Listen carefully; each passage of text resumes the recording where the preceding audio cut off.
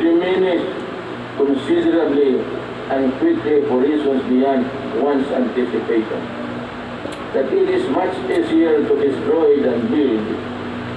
That in a crisis of national proportion that affects every aspect of human life, government needs to have the support and cooperation of the people if it is to succeed in battling the cause of that crisis.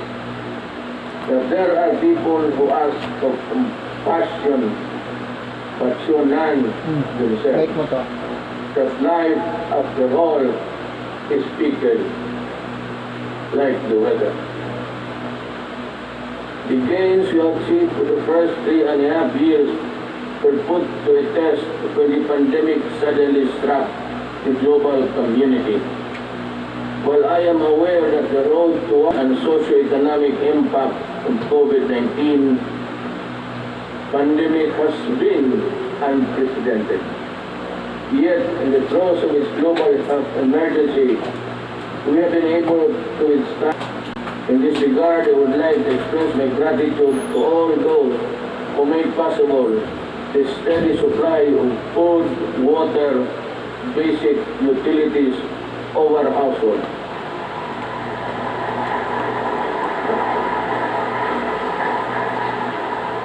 And the provisions of basic social services and financial assistance to our people.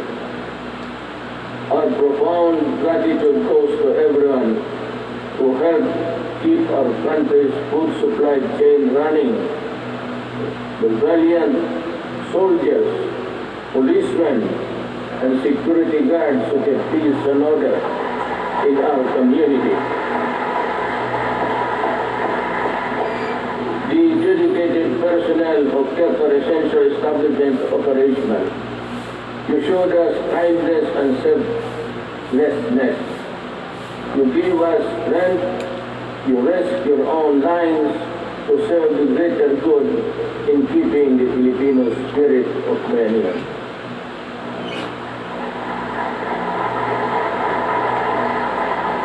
I also thank the men and women of the Interagency Task Force on Emerging Infectious Diseases and the National Task Force against COVID-19 for all the countless hours spent to keep the pandemic in check and for all the effort it made to ensure the safety of our people.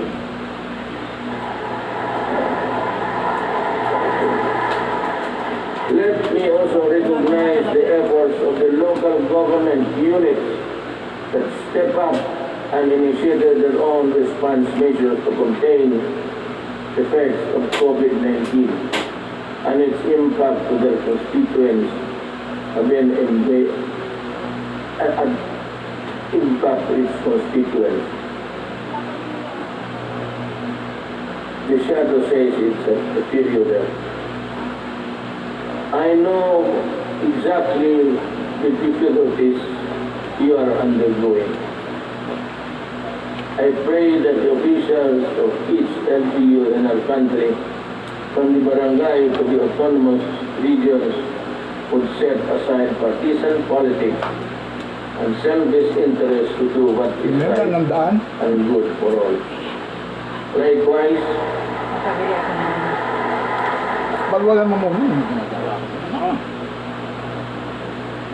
I likewise issued Executive Order number 104, which imposed ceilings on retail prices of at least 133 drugs and medicines, and directed a continuous review of the retail prices of others. This proved to be providential now that we are facing a pandemic. To everyone who helped us in this time of great need, maraming salamat po.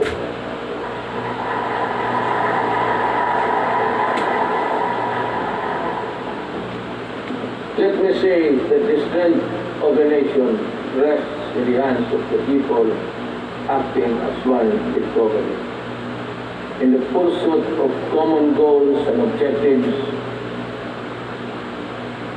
when the pandemic struck, I decided to prioritize life over other considerations according to experts. The intervention that the government had put in place prevented as much as 1.3 to 3.5 million infections. To me, even if the numbers were much lower, it would still be and would have been worth the sacrifice we made. Buhay muna bago lahat. We initially encountered difficulties ramping up our testing capacity. We now have 93 accredited testing laboratories nationwide, and we are aiming to conduct 1.4 million tests by end of July and ensure a quick turnaround time of 48 to 72 hours. Under the social amelioration program, we allotted 2.5 billion to 2.5 billion for poor and low-income households. Our economic managers have seen infrastructure investment as an effective tool to help spur high growth, attract investments, create jobs, and achieve financial inclusion for all Filipinos. The DBP has resumed the construction of the North Luzon Expressway Harbor Link, the NLEX S-LEX connector, the Cavite-Laguna Expressway, the Metro Manila Skyway Stage 3, the R1